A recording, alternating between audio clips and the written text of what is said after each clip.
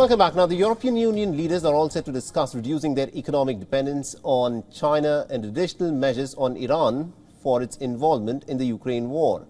And this comes as the 27 EU leaders have locked horns over a joint response to the acute energy crunch that has engulfed the bloc since Russia invaded into Ukraine. Now, Germany has stuck to its refusal to cap gas prices, and the 27 nations could, of course, agree to disagree.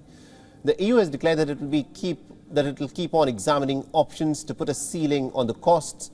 And Russia's invasion of Ukraine had exposed Europe's dependence on Russia for gas. And this left the EU grappling not only with the political and security and humanitarian crisis across the border, but also an energy one.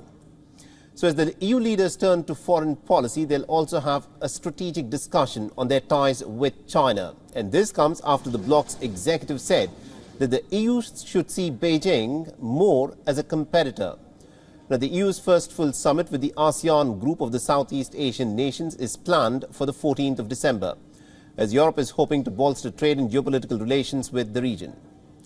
Meanwhile, the EU has also imposed some pretty swift but limited sanctions on Iran for supplying drones for Russia's war in Ukraine. And some EU nations want wider sanctions imposed on Iran, and the summit will also condemn Tehran's use of force against the protests.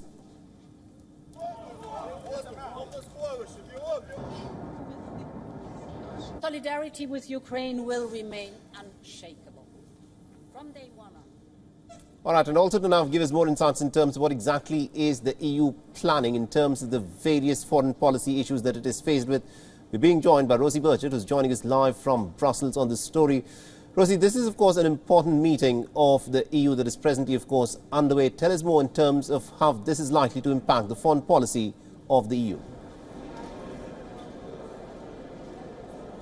Well, leaders are turning their attention to relations with China today. As you mentioned, they are having that discussion alone in the room. No mobile phones are allowed. So that gives you a suggestion of how concerned they are about security and potential leaks. For example, when they yesterday discussed gas prices, well, that was not the rule. So when it comes to their policy toward Beijing, well, leaders are reviewing the bloc's current policy, which is to define China as, on the one hand, a partner, but also a competitor, and lastly, as a systemic rival. Now, they are not likely to rebrand Beijing in terms of rethinking that policy entirely, but what they are doing is reviewing that, because that was a policy set in 2019, and since then we've seen pretty souring relations between Beijing and Brussels. We've seen, for example, the EU impose sanctions on several Chinese officials over alleged human rights abuses in Xinjiang. Those are abuses which Beijing denies. We've also seen